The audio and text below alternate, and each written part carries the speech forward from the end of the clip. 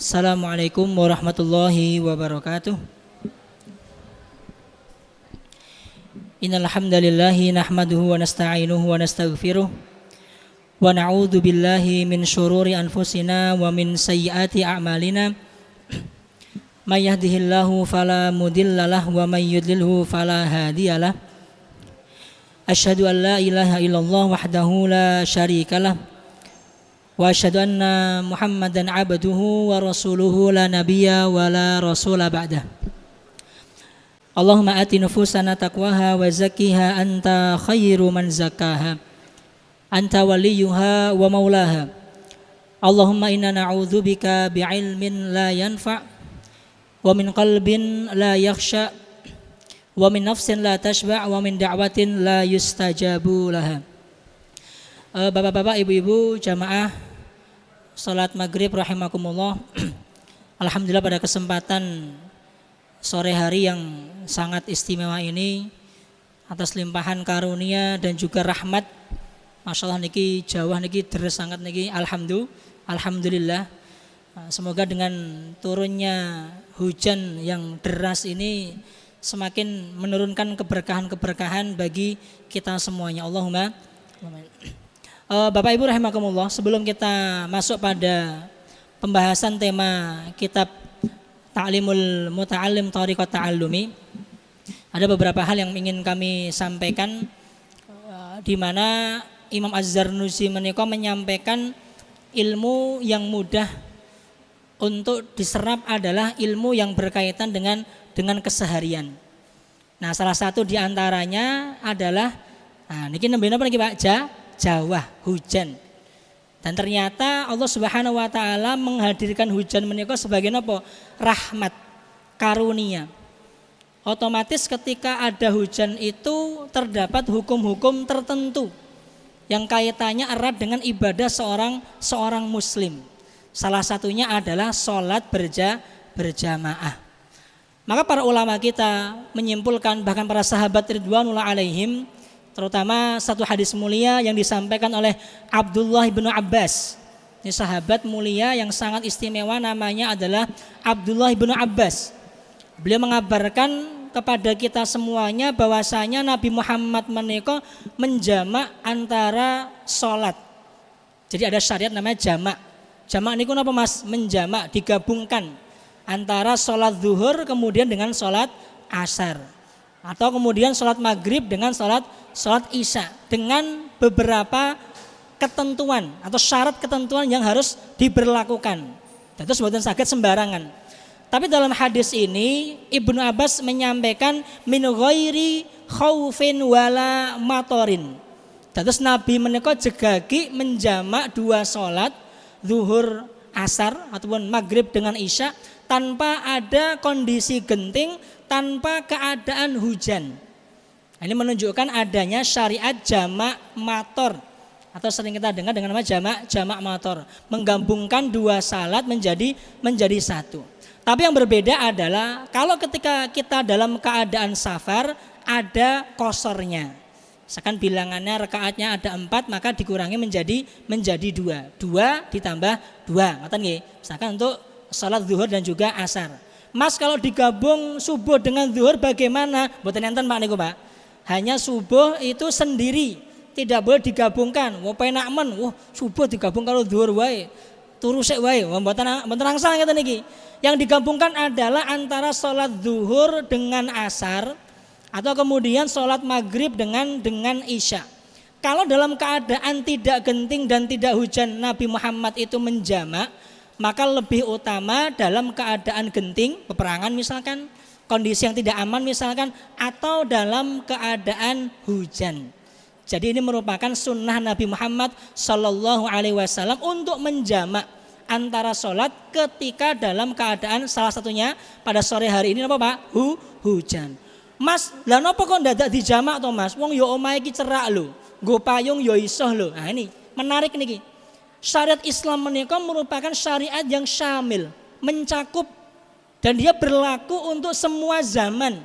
Bukan hanya zaman Nabi kemawon sing nganggo unta nek menapa niku safar, tapi bahkan zaman kita sekarang pun juga masih berlaku. Maka selama panjenengan ketika melakukan safar dari satu kota ke kota yang lainnya, misalkan dalam mazhab Syafi'i ada batasannya sekitar 80-an kilometer, maka diperkenankan untuk melakukan jamak qashar. Kan ngoten nggih. Maka ini nggih sama. Ketika kita dalam keadaan hujan seperti ini, maka diperkenankan untuk menjamak sholat maghrib dengan isya dengan jumlah rakaat 3 kemudian 4. Apa alasannya? Ibnu Abbas ditanya, wahai Ibnu Abbas, kenapa kita harus menjamak padahal ini hanya sebatas hujan? Kasaran ini bukan dalam keadaan perang. Beliau mengatakan li'alla yuhrija ummatahu, karena Allah Subhanahu wa taala tidak ingin mempersulit hambanya. Jadi ini bagian dari apa Pak? Rukhsah, keringanan yang Allah berikan kepada kita umat Nabi Muhammad sallallahu alaihi wasallam. Maka kalau misalkan memang mampu ya kita kerjakan, tidak ada masalah. Meskipun nanti pembahasannya akan melebar mengenai ketentuan apa saja yang memperbolehkan seseorang itu menjamak mator atau jamak hujan. Misalkan dia ini ketika sholat minimal 2 rakaatnya harus masih dalam keadaan hujan, itu ada syaratnya. Atau ketentuan yang lain nanti pembahasan ulama akan mengerucut kepada beberapa hal. Hujannya bagaimana? Apakah hujannya deres banget atau gur teletek-teletek? Wah, iki kok teletek-teletek tak jamak mator wae. Niki mboten pareng nek ngeten niki. Nah, Ibnu Qudamah dalam kitab beliau menjelaskan muballal. Hujan yang ketika orang itu keluar dari rumahnya akan membasahi pakaiannya. Jadi berkaitan dengan lebat atau tidaknya hujan. Kemudian kaitan yang kedua adalah kesulitan. Ketika kalau misalkan dengan hujan ini membuat sulit datang ke masjid, datang ke tempat sembahyang, maka diperkenankan untuk menjamak mator. Jadi pertama kaitan dengan hujan deresnya atau tidak. Kedua basahnya pakaian tadi. Yang ketiga adalah bagaimana masyaqqah, kesulitan. Kalau misalkan ketika berangkat masih mendapati kesulitan, maka tidak mengapa untuk menjamak mator. Ala kulli hal, ini adalah istinbat dari para ulama kita terkait sebabnya niku nopo, apakah hujannya, apakah basahnya pakaiannya, ataukah kesulitannya. Tapi secara umum para ulama a'immah madzhab sepakat bahwasanya yang namanya jamak mator niku masyru', disyariatkan. Kenapa seperti itu? Karena ini untuk kemudahan kita umat Nabi Muhammad sallallahu alaihi wasallam. Allah ingin meringankan, memberikan kemudahan bagi kita semuanya. Maka Bapak Ibu rahimakumullah, apabila panjenengan misalkan di lain kesempatan mendapati hujan lebat sangat, nah nanti muadzin bukan hayya 'alas shalah, tapi muadzin akan mengatakan shallu firrihal atau ala shallu fi rihalikum. Ayo do salat nang omah, itu bahasa Indonesianya. Tapi muadzin itu tidak mengucapkan hayya 'alas shalah, artinya adalah ayo kita salat ke masjid bareng-bareng, tapi muadzin akan mengatakan shallu fi rihal, salatlah kamu sekalian di rumah. Dan ini adalah sunnah yang diajarkan oleh Nabi Muhammad sallallahu alaihi wasallam. Tapi Bapak Ibu rahimakumullah, kita akan melanjutkan pembahasan pada tema Ta'limul Muta'alim. Niki masih pembahasan ringkasan mawon nggih, belum mencakup detailan isinya. Pada pekan yang lalu kita telah menyelesaikan pasal yang ke-8. Berarti saat niki kita masuk pada pasal yang ke-9. Masya Allah niki. Enggal niki Pak nggih. Masya Allah, alhamdulillah. Mugi-mugi niki yang mengupayakan hadirnya papan tulis ini, bahkan yang mendoakan niki diparingi keberkahan kalih Gusti Allah, keluargane ku sehat sedanten, semua nanti dikumpulkan di yaumil akhir dalam keadaan bahagia fil firdausil a'la. Allahumma amin. Tapi masuk pada pasal yang ke-9. Pasal ke-9 ini berkaitan tentang yang namanya an-nasihah, asy-syafaqah wan nasihah, kasih sayang dan juga nasihat, atau nasihat dan juga kasih sayang. Jadi ketika kita menuntut ilmu menika Bapak Ibu rahimakumullah, yang paling utama yang telah harus kita perhatikan setelah kita memahami pada pasal sebelumnya, tema ilmu itu berasal dari Allah Subhanahu wa taala. Maka kita harus tawakal kepadanya. Jadi bukan gara-gara orangnya pinter, bukan gara-gara sekolahnya elit, bukan gara-gara gurunya mantep, tapi ilmu menika yang memberikan adalah Allah Subhanahu wa taala. Maka misalkan panjenengan niku Bapak Ibu sekalian, ngaji Mas, aku sinau tajwid kok yo ora iso-iso iki, piye ceritane? Metodologinya bagaimana? Ini bagian dari ikhtiar. Tapi seharusnya sebelum kita berikhtiar dengan sebab akibat, kita harus nopo? Nyuwun riyen kalih Gusti Allah. Kita minta kepada Allah Subhanahu wa taala. Atau jangan-jangan waliyadzubillah ada rasa kesombongan dalam diri kita, merasa, wah aku kan direktur, mosok gur ngene ra iso misalkan. Ada rasa sombongnya. Atau ada rasa menyepelekan ilmunya. Wah aku ngapalke buku sekandel ngene nggo ujiane aman kok. Nek gur talemu ta'alum lah yo tipis ngene gitu. Wah gampang banget ya. Nah, kemudian Allah tidak berikan keberkahan dan kemudahannya. Maka kita turunkan ego kita ndeloser kepada Allah Subhanahu wa taala, meyakini ilmu menika saking Gusti Allah. Bukan tentang kitanya yang pintar, bukan tentang gurunya yang istimewa, bukan tentang masjidnya atau sekolahnya, tapi semua itu murni kehendak Allah Subhanahu wa taala. Nah, berikutnya dalam pasal yang ke-9 ini membahas mengenai tema nasihat dan juga kasih sayang. Nasihat kalih kasih sayang. Jadi Bapak Ibu sekalian, namanya ilmu itu adalah nopo? Bentuk kasih sayang, bentuk nasihat. Maka dalam hadis mulia yang diriwayatkan oleh Tamim Ad-Dari, dalam kitab Sahih Muslim dikatakan ad-dinu an-nasihah. Beliau mengatakan bahwasanya Nabi Muhammad SAW bersabda, agama itu ujung-ujungnya atau pada intinya adalah berupa apa? Nasihat. Nasihat. Nabi Muhammad SAW ketika bersama para sahabat dalam kajiannya, dalam majelisnya, dalam taklimnya, bukankah beliau memberikan nasihat kepada para sahabat? Wahai sahabat, jangan begini, jangan begitu. Wahai sahabat, lakukan ini, lakukan itu. Itu bentuk nasihat. Dan Bapak Ibu rahimakumullah harus memahami yang namanya nasihat menika wujud kasih sayang. Nah, ini perlu kita garis bawahi nih Pak. Nasihat niku apa Pak? Kasih sayang. Maka ketika ada orang memberikan nasihat kepada kita, ngandani nih bahasa gampang niku, anggap itu sebagai apa? Buah kasih sayang orang tersebut kepada kita. Karena nanti akan kita mendapati bentuk nasihat niku macam-macam. Ada yang nasihatnya niku apa? Baik. Ada yang nasihatnya niku apa? Radiatos. Ada yang nasihatnya niku dioncalke. Ada yang nasihatnya macam-macam bentuknya. Tapi ketika kita memahami bahwasanya ilmu yang Allah berikan ini, landasan utamanya adalah nasihat yang berupa kasih sayang, maka siapapun yang menyampaikan dan bagaimanapun bentuk penyampaiannya, kita akan merasa legowo.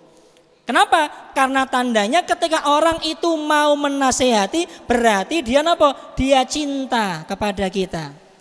Orang mau menasehati kita berarti dia apa? Sayang kepada kita. Orang mau menasehati kita, meluangkan waktunya, dan waktu menikah Bapak Ibu sekalian adalah harta yang paling berharga. Loh, kenapa harta yang paling berharga Mas? Loh, 1 detik berlalu Pak, saged mundur meleh Pak? Tidak bisa. Saat ini misalkan jenengan sampun swidak misalkan ngoten nggih. Aku tak bali Mas enom meleh. Saged Pak? Mboten saged. Maka ketika orang memberikan nasihat otomatis dia mencurahkan perhatiannya, mencurahkan waktunya, mencurahkan harta yang paling berharga yang dia miliki untuk saudaranya. Dan inilah bentuk cinta. Sebagaimana Nabi Muhammad mengatakan, ad-dinu an-nasihah. Agama Islam itu identik dengan yang namanya napa Bu? Nasihat.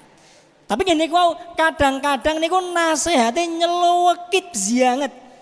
Kenapa demikian? Nah, karena kita sedang melakukan tanda kutip kemaksiatan misalkan. Karena ternyata profesi kita berhubungan dengan profesi yang dilarang Allah Subhanahu wa taala. Ternyata keseharian kita masih dengan keseharian jahiliyah. Maksudnya jahiliyah itu bukan seperti orang jahiliyah, maksudnya dia tanpa ilmu, tanpa pedoman. Maka ketika dia disinggung dengan tema ayat Al-Quran, disinggung dengan tema hadis, nggih nyelekit otomatis. Tapi ketika kita mengembalikan settingan dasar bahwasanya nasihat menika sebagai bentuk kesayangan, maka kita akan legowo. Sebagaimana kita kepada Allah Subhanahu wa taala.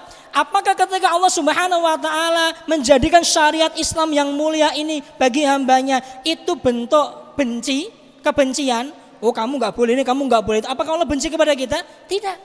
Aturan menikah dibuat supaya apa? Kita itu tidak celaka. Ujungnya niku biar jelas sampai pada kebahagiaan akhirat. Jangan kamu tertipu dengan kebahagiaan dunia. Kan ngoten nggih, supaya kamu selamat, supaya kamu sampai pada tujuan, wahai muslim, ketahuilah kebahagiaan hakikimu bukan di dunia tapi di akhirat. Nah, tapi kadang-kadang ketika kita mendapati nasihat itu tidak langsung kita terima. Maka kita kembalikan kepada dasarnya bahwasanya Allah Subhanahu wa taala menjadikan syariat yang mulia ini diturunkan kepada Nabi Muhammad, kemudian kepada para sahabat, sahabat kepada tabi'in, tabi'in tabi'ut tabi'in sampai kepada kita pada kesempatan hari ini, itu bentuk cinta dan sayang Allah kepada kita. Maka jangan kita suudzon. Hadis Abu Hurairah radhiyallahu anhu. Iyyakum wadh-dhanna.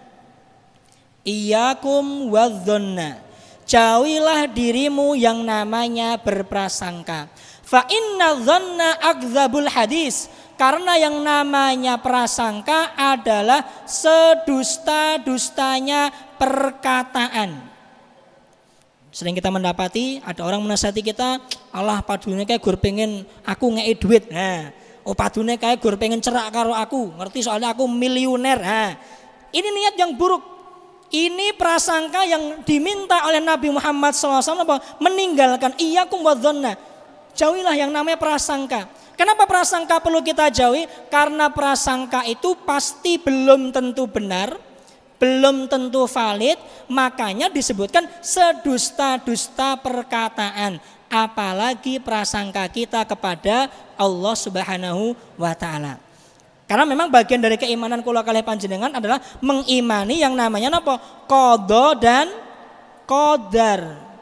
Napa niku Mas qada dan qadar niku? Takdir Bu gampangannya. Nah, sedangkan takdir Allah menika macam-macam, warna-warna.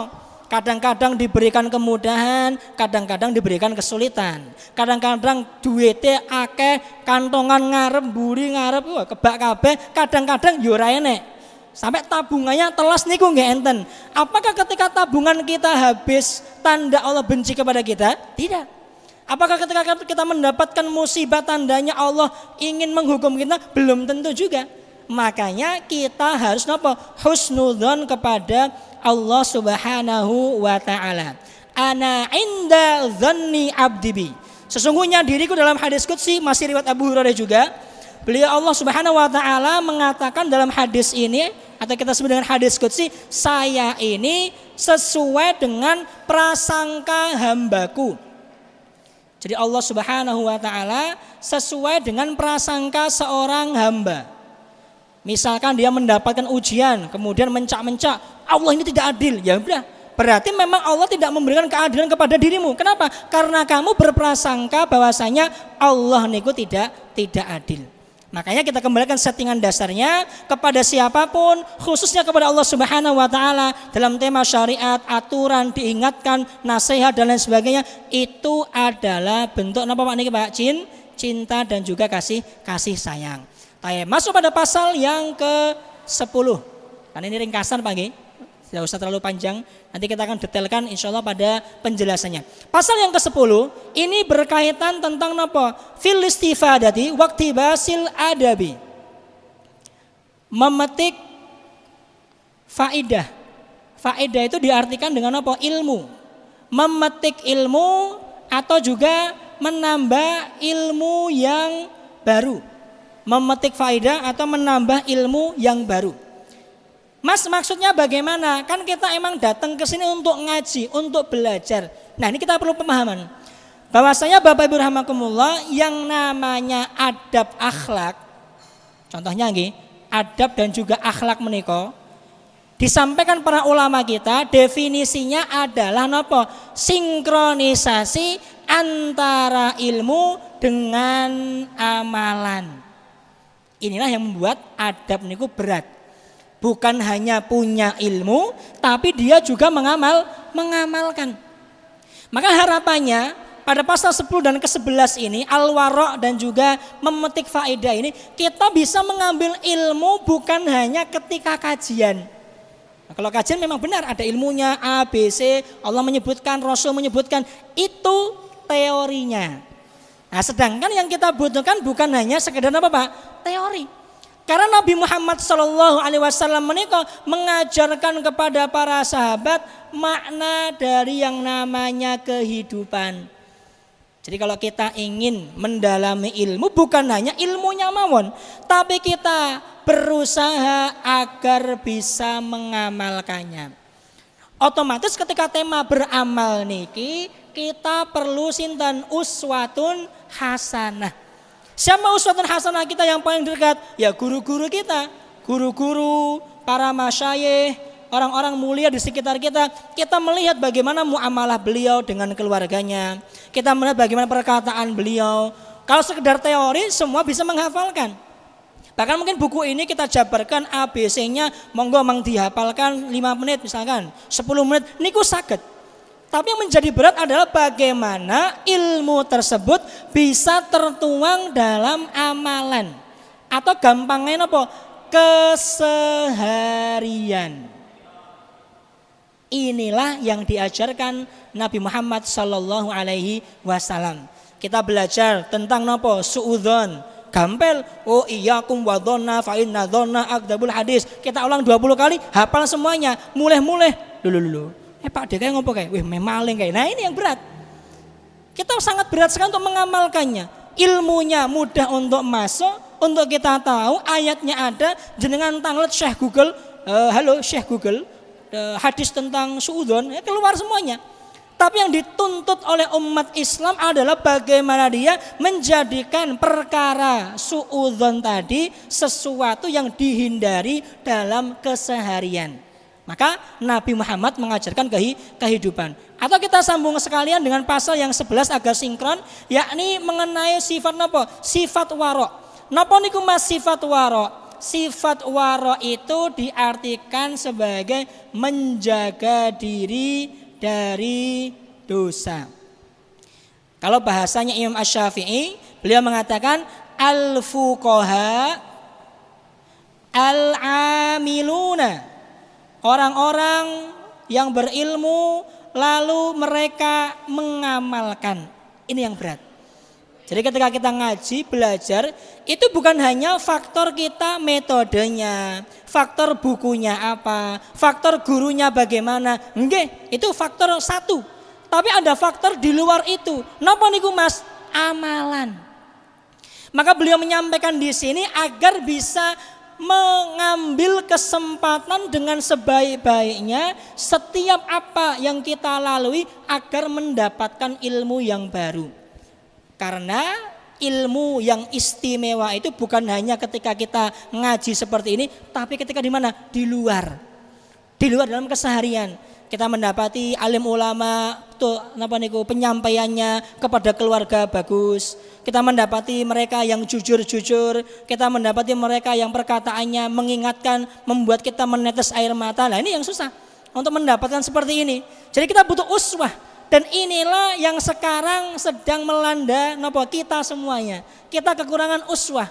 Kalau orang pintar niku ten pundi-pundi kathah. Oh nggak boleh ini, nggak boleh itu banyak. Tapi yang dia nopo al-fuqaha al-amilun, dia berilmu lalu kemudian mengamalkan, ini yang masih langka dan berat. Contoh misalkan kami hadirkan salah satu ulama namanya adalah Sa'id bin Musayyib atau Musayyab. Namanya Sa'id bin Musayyib atau Musayyab sami mawon. Ini salah satu dari 7 fuqaha Madinah. Jadi dulu Bapak Ibu sekalian, pada masa tabi'in ada 7 ulama besar. Dalam riwayat disebutkan ada 10, tapi umumnya 7 yang paling masyhur. 10 atau 7 ulama paling mantap ilmunya, paling jos amalannya ketika itu. Dan hidup dalam waktu yang sama, satu zaman. Para ulama menyebutnya sebagai apa? Fuqaha as-sab'ah. 7 ulama atau ulama yang 7 di kota Madinah. Salah satunya namanya Sa'id bin Musayyib. Nah, karena ulama kinten-kinten ilmunya pripun niki sangat istimewa, ndak usah ditanya, luar biasa keilmuannya. Tapi kita tidak lagi membahas tema ilmunya, kita lihat amalannya bagaimana. Dalam riwayat disebutkan Sa'id bin Musayyib ini seumur hidupnya haji 40 kali. Pinten Pak? 40, pinten Pak? 40 kali. Ada yang sudah haji di sini? Ngacung? Alah mas gue mangane mumet kok haji. Nah, beliau ini sudah berhaji 40 kali. Secara otomatis harta dikorbankan, waktu dikorbankan, semuanya diberikan. Kesulitan perjalanan dari Mekah ke Madinah itu kurang lebih 500 km. Kalau dilalui dengan unta niku kurang lebih sekitar mungkin 10 hari, 7 hari sampai 10 hari. Nah, kalau sekarang naik bis, naik mobil 6 jam sudah sampai. Nah, bisa dibayangkan berapa waktu yang ditempuh setiap tahunnya oleh Sa'id bin Musayyib sampai beliau ini haji sebanyak 40 kali. Jadi bukan hanya mengilmui tema haji, tapi beliau menunaikan ibadah haji tersebut. Moh, nek ngono kan hanya bagi yang mampu mawon saat. Sekarang yang biasa aja, yang kaitannya dengan kita. Thayyib. Beliau mengatakan, "Ma fatatni as-salatu fil jama'ati mundu arba'ina sanah."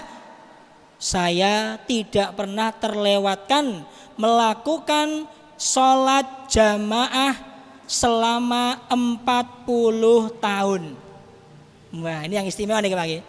Semuanya sholat di sini, ada yang tidak sholat ketaki bareng-bareng. Ampun.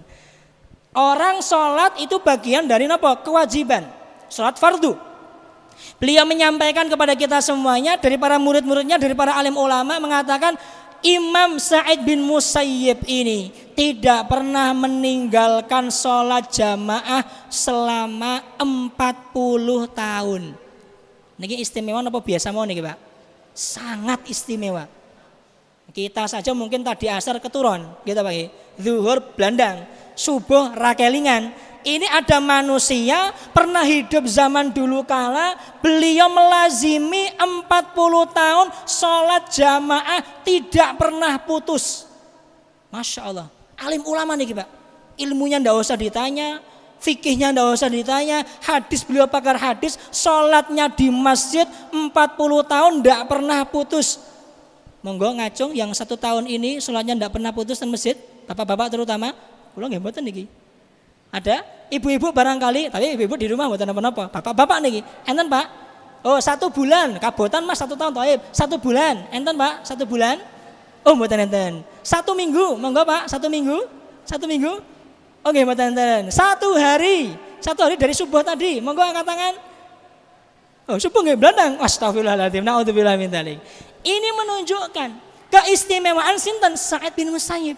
Beliau alim ulama, fuqaha, orang yang berilmu, paham tentang fikih, paham tentang hadis. Ternyata beliau yang pertama kali mengamalkan ilmunya. Sebagaimana disampaikan oleh Abdullah bin Mas'ud, beliau mengatakan kepada para tabi'in, saya ini dulu ketika menghafal Quran tidak akan melewati 1 ayat lanjut hafalan berikutnya sebelum saya mengilmui isinya dan mengamalkan apa yang di dalamnya. Sangat berat nih Pak. Inilah mengapa tema adab akhlak ini bukan perkara sembarangan. Nah yang seperti ini, sholat, qiyamul lail, baca Al-Quran, menghindari dosa, menghindari maksiat, bertaubat, istighfar. Ini juga bagian yang mana Allah akan mudahkan kita dalam menuntut ilmu. Jadi bukan hanya sekedar faktor apa Pak? Ilmunya saja, pelajarannya saja, atau gurunya saja, tapi faktor-faktor amalan keseharian ini juga menjadi penunjang. Allah mudahkan kita untuk apa? Untuk thalabul ilm. Kita tahu Imam Asy-Syafi'i ketika beliau datang pada bulan Ramadan, nanti sebentar kita akan datang bulan Ramadan ya Pak ya. Alhamdulillah semoga Allah sampaikan kita pada bulan Ramadan, tapi jangan sampai saja. Kita perlu pahami apa amalan di sana. Beliau itu menghatamkan Al-Qur'an 60 kali dalam bulan suci Ramadan. Kita berapa kali Pak? Alah mas ngaji kelingan alhamdulillah. Nah, ini level kita sangat jauh sekali. Sepertinya mustahil ya, jangan seperti itu. Kita menghadirkan contoh-contoh seperti ini untuk memotivasi kita semuanya. Bahwasanya pernah ada manusia Zaman dulu apakah ada kipas angin, Bu? Mboten enten. Apakah ada AC, Bu? Mboten enten. Ontel enten, Bu? Mboten enten. Mobil motor enten, Bu? Kalau panas kepanasan, hujan kehujanan, bagaimana ceritanya masih bisa melazimi 40 tahun sholat jamaah? Gitu, Bu. Atau tadi misalkan Abdullah bin Mas'ud, para sahabat dan lain sebagainya, bagaimana ceritanya dengan keseharian yang begitu sangat padatnya tapi masih meluangkan dalam beramal solehnya. Itulah mengapa Allah berikan taufik kemudahan dalam mereka menuntut ilmu. Jadi kuncinya Bapak Ibu rahimakumullah, bukan hanya sekedar kita ngaji, belajar, itu bagian yang tidak bisa dipisahkan. Kesungguhan, ketekunan, beli bukunya, nulis, nyatet, semuanya sepakat. Ngoyak donya niku nggih sami, nggih Pak nggih. Nek ra tenanan angsal mboten. Angsal Mas, anak Raffi Ahmad niku benten niku, anak Sultan niku. Orang yang dari awal nol mulai merintis harus sungguh-sungguh, harus tekun, harus berusaha. Bahkan sampai napa? Kepala pindah ke kaki, kaki pindah ke kepala. Niku ngoyak donya. Yang notabene sifatnya sementara. Lalu kenapa dengan tema akhirat yang seharusnya jaminannya Allah sampaikan berupa apa? Kemudahan kita masuk ke dalam surga. Bahkan kalau masuk ke dalam surga, surga tingkatan yang tertingginya kok kita malah negosiasi. Nah, usi nafsi wa iyyakum. Maka pada pasal ke-10 dan juga pasal ke-11 ini membahas tentang tema tersebut. Baik, masuk pada pembahasan pasal yang ke-12 dan juga ke-13. Wah, pamungkas nih berarti Pak ya. Pasal yang ke-11, ke-12 dan ke-13 ini kaitannya adalah ke-12 mengenai hal-hal yang bisa membuat orang itu hafal. Berarti ini teknis. Hal-hal yang bisa menguatkan hafalan atau hal-hal yang bisa membuat lupa. Maklum nggih, namanya ngaji, belajar, kadang kelingan, kadang mboten. Misalkan kajian ngene iki, ngeten iki, masuk ilmunya 20%. Baru ngambil sendal 20% sudah hilang. Ngoten Bu. Nah, apalagi enggak masuk sama sekali. Loh, mboten apa-apa. Itu bagian dari ikhtiar kita. Tapi bagaimana kita itu memahami metodologi para ulama kita. Ketika tema hafalan, apa yang bisa menguatkan hafalan? Ketika tema kok aku gampang lali, jangan-jangan ada hal-hal yang membuat orang itu lupa terkait ilmunya, hafalannya. Napa niku Mas? Tamam. Hal-hal yang membuat hafalan semakin top chair dan lancar disampaikan kunci yang pertama adalah kesungguhan. Napa Pak? Kesungguhan. Yang kedua adalah ketekunan. Napa Bu? Ketekunan. Nah, yang ketiga ini kaitannya dengan teknis. Dengan bagaimana kita muamalah kepada Allah Subhanahu wa taala. Salah satu yang membuat kita kuat hafalannya adalah qiyamul lail. Napa Pak? Salat malam. Qiraatul Quran. Napa Bu? Membaca Al-Quran dan amalan-amalan kebaikan lainnya yang diperintahkan oleh Allah Subhanahu wa ta'ala. Jadi masih nyambung ya dengan pembahasan 10 dan juga 11 ya. Orang mau hafalannya kuat harus disokong dengan amalannya, ibadahnya, sunnahnya apa? Kerjakan ya puasanya, ya infaknya. Beberapa ada yang kami dapati itu setiap subuh harus nyemplungi uang. Nampak kotak infak nih boleh. Mas kok antum melazimi infak subuh kenapa Mas? Ini Mas, saya ini ketika infak di pagi hari, hafalan saya 1 hari itu lebih kuat. Ada. Apakah hal seperti itu? Tidak. Ini dikembalikan kepada masing-masing orang. Dan satu orang dengan yang lain berbeda-beda. Jadi beliau menyampaikan seperti ini bagian dari yang namanya ijtihad. Namanya ijtihad itu luas. Kadang-kadang cocok, kadang-kadang tidak. Tapi pada umumnya kebaikan amalan yang kaitannya mendekatkan diri kepada Allah itu bisa menunjang hafalan kuat. Nah sebaliknya otomatis Bapak Ibu sekalian, hal yang membuat lupa apa Pak? Langsung kita bisa jawab nggih. Dosa. Nah niki dosa atau kita katakan apa? Maksiat. Jadi kalau ada orang mengatakan maksiat apalane gogrok, nah niki bener memang. Jadi orang ketika dia bermaksiat, orang ketika banyak dosa di sini bukan kemudian dia napa niku sudah bertobat, bukan. Dosa ini belum napa ditaubati. Kalau dosa kemudian dia bertaubat, mohon ampunan Allah, niku settingannya memang seperti itu. Maka Allah Subhanahu wa taala menyampaikan kepada kita semuanya, wasari'u ila maghfiratin mir rabbikum. Ayo, gagi dan bersegera menuju ampunan Allah. Kenapa? Karena kita ini hamba yang senantiasa punya kesalahan. Ngoten nggih? Pasti salah, pasti khilaf, pasti lupa. Tapi nek pendak dino salah ya kebangetan ngeten niki. Ra gagas berarti. Berarti dia belum ngaji, belum belajar. Maka hal-hal yang bisa menyebabkan lupa, salah satu di antaranya adalah dosa yang belum diampuni Allah Subhanahu wa taala karena dia belum bertaubat. Mau dosa kemarin, mau dosa yang lalu, atau dosa yang dulu-dulu, itu juga bagian ini. Apalagi dosa-dosa yang notabene masuk ke dalam kategori dosa besar. Kenapa Bu? Dosa-dosa besar. Karena dosa-dosa besar ini tidak akan diampuni oleh Allah Subhanahu wa taala kecuali dia sudah taubat. Taubatan nasuha, berjanji untuk meninggalkan, berjanji untuk tidak mengulangi, berjanji menyesal atas dosa tersebut, menutupinya dengan amalan-amalan yang soleh. Apalagi kalau dosa besarnya ini berkaitan dengan apa? Hak orang lain. Wah, ini lebih berbahaya lagi. Misalkan dia berbuat zalim, misalkan dia mencuri, misalkan dia ngambil hak milik orang lain, ngambil tanah orang, ngambil, intinya berkaitan dengan hak manusia.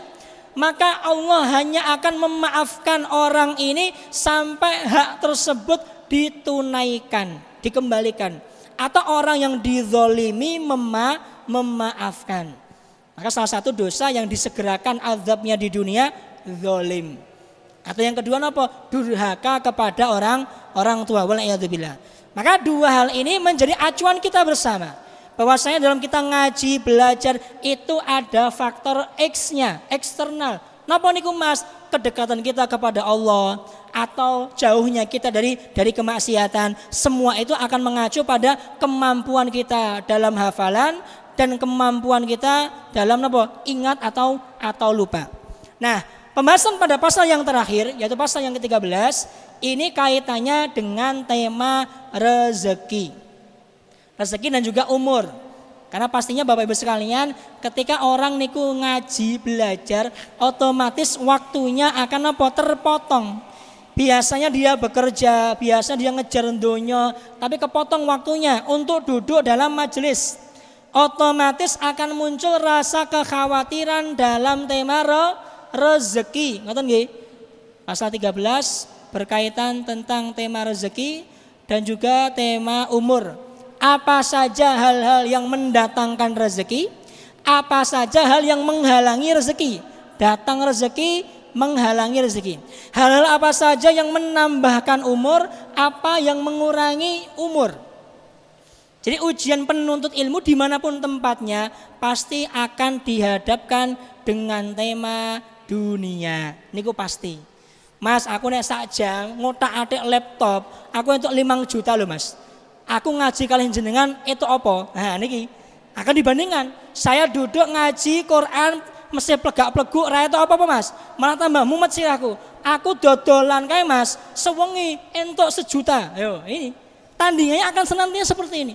Maka Imam Zarnuji paham betul kekhawatiran seorang penuntut ilmu, waktunya akan terbuang, kasarnya nggih, terbuang untuk ngaji, terbuang untuk belajar, terbuang untuk membaca Quran, terbuang untuk menghafalkan, terbuang sinau alif batak dan seterusnya, terbuang untuk membaca hadis, membeli buku, uangnya kurang lagi.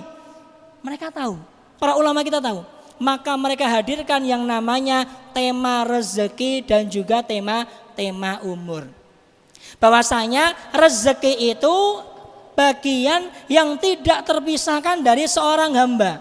Kasarannya adalah namanya rezeki niku sampun diatur oleh Allah Subhanahu wa taala. Takarannya, banyaknya, berapa setiap orang itu sudah paten. Dari awal sebelum diciptakan langit bumi, dunia ini sudah ada takarannya. Khamsina alfasanatin. Sebelum diciptakan langit dan bumi sejauh 50.000 tahun. Rezeki sudah dituliskan. Atau dalam hadis Ibnu Mas'ud yang kita tahu bersama mengenai penciptaan manusia, ketika orang diciptakan di dalam janinnya bagaimana niku nggih. Nah, nanti akan apa? Arsala ilaihim malak. Allah Subhanahu wa taala akan mengutus malak. Malak niku malaikat. Kemudian diminta dituliskan 4 perkara, dari mulai ajalnya, rezekinya, jodohnya, ujian kehidupannya niku bagaimana, sudah semuanya. Jadi ketika panjenengan semuanya atau kita semuanya meluangkan waktu untuk ngaji belajar, niku jaminan Allah Subhanahu wa taala mengenai rezeki suatu keniscayaan. Tinggal kita meningkatkan apa? Niki mau yang tadi kita terus ilmu ditambah dengan amalan. Karena matematika Allah berbeda dengan matematika kita. Ngaten nggih Pak nggih? Maka dengan barakahnya ilmu Allah akan mudahkan rezeki kepada kita semuanya. Lalu apa Mas yang menghalangi rezeki? Sami sebenarnya temanya. Dengan apa yang menghalangi hafalan atau membuat orang itu lupa? Orang itu akan semakin lancar rezekinya apabila dia taat kepada Allah. Orang akan semakin seret rezekinya kalau misalkan dia bermaksiat kepada Allah. Mas, tapi aku ndelok lho Mas. Enek wong ra tau salat. Ra tau napa niku bekti karo wong tuane. Duwe mobil Mas. Omahe gedhe mentereng. Lah kowe duwe apa? Nah niki pertanyaan yang mungkin sering berseliweran di kepala kita semuanya. Maka Nabi Muhammad SAW mengingatkan, idza ra'aitallaha ta'ala yu'ti al-'abda minad dunya. Kalau kamu melihat Allah Subhanahu wa taala memberi kepada seorang hamba dunia min ma'asihi, sedangkan hamba ini senantiasa bermaksiat kepada Allah Subhanahu wa taala, fa innama huwa istidrad. Nah, kita singgung Pak nggih, itu adalah istidrajun. Napa niku Mas istidrad? Istidrad itu didahulukan nikmatnya di dunia, nanti di akhirat diazab dengan sepedih-pedihnya. Maka Bapak Ibu rahimakumullah tidak perlu khawatir mendapati orang-orang seperti ini. Sudah ada gambaran dari Nabi Muhammad bahwasanya orang-orang seperti ini memang diberikan dunianya agar dia lupa, agar dia lalai, mengke kondurtan Gusti Allah gebuki malaikat. Sampai kapan? Kekal abadi di neraka wal a'yadzubillah, atau sampai dosanya itu habis. Ini sebagai pegangan kita semuanya. Maka jangan kemudian kita khawatir melihat orang-orang yang seperti itu, rezekinya kok banyak, kok punya neko-neko, sedangkan ra tau salat. Mboten usah panik, mboten usah khawatir. Itu memang settingan Allah Subhanahu wa taala. Hadis lain dari sahabat Ibnu Mas'ud, beliau mengatakan, innallaha yu'ti ad-dunya ila man yuhibbu wa la yuhibbu. Allah itu memberikan dunia kepada orang yang dia cintai dan kepada yang tidak dia cintai. Tapi Allah Subhanahu wa taala wala yu'tillahu taala al-iman illa liman yuhibbu. Tapi Allah Subhanahu wa taala memberikan keimanan, buah daripada ilmu, hanya kepada orang yang dicintainya saja. Baik, berikutnya mengenai umur. Mas, umur itu kan nggak bisa bertambah toh Mas. Kok disampaikan di situ bisa bertambah? Maksudnya di sini Bapak Ibu sekalian adalah keberkahan waktu. Jadi ketika misalkan ada hadis Nabi Muhammad SAW, man ahabba an yubsata lahu fi rizkihi wa yunsa'a lahu fi atharihi falyasil rahimahu. Siapa yang mau rezekinya lancar, umurnya panjang, maka sambunglah tali silatur rahim. Apa kemudian jatah umurnya 80 ngerti-ngerti dari 100? Mboten. Tapi yang dimaksudkan di sini adalah apa? Keberkahan hidup. Nabi Muhammad ditanya, ayun nasi khair?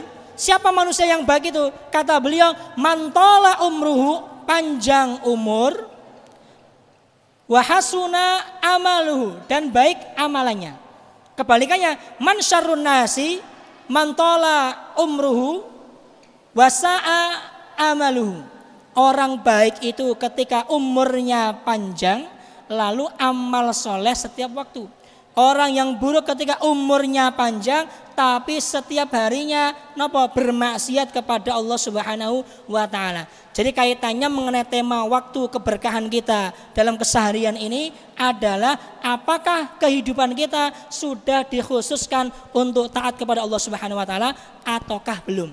Ataukah naudzubillah waktu yang kita diberi oleh Allah Subhanahu wa taala ini kita gunakan untuk bermaksiat, untuk kita gunakan melalaikannya. Jadi ini maksud daripada apa? Keberkahan kehidupan. Maka orang yang hidupnya diliputi keberkahan, maka setiap waktu dia akan taat dalam ketaatan. Dan Allah akan mudahkan dia untuk taat. Fasanuyassiruhu lil yusra. Kan kata nggih. Kebalikannya, orang yang terbiasa dalam kemaksiatan, fasanuyassiruhu lil usra. Tapi Bapak Ibu rahimakumullah, kami cukupkan pembahasan pada kesempatan sore hari ini. Berarti untuk pertemuan yang akan datang, insya Allah kita akan mulai pembahasan bukunya dari pasal yang pertama. Insya Allah pun gak ada bukunya Pak niki Pak. Sampun alhamdulillah. Ibu-ibu sampun alhamdulillah. Berarti kita akan mulai pembahasan kajian pada kesempatan yang akan datang. Tapi pangapunten, tema kajian kita memang tentang ta'limul muta'alim, tapi pembahasannya akan kemana-mana. Jadi kita akan nyambung ke sana kemari, membahas ayatnya bagaimana, hadisnya bagaimana, kita kaji satu persatu. Mas lah khatame kapan? Mboten ngertos kula nggih. Ya kita ngalir aja, semoga Allah berikan kemudahan kita bukan hanya berilmu tapi juga mengamalkan ilmu yang telah kita pelajari. Jazakumullah khairan wa barakallahu fikum. Wassalatu wassalamu ala nabiyina Muhammadin. Wassalamualaikum warahmatullahi wabarakatuh.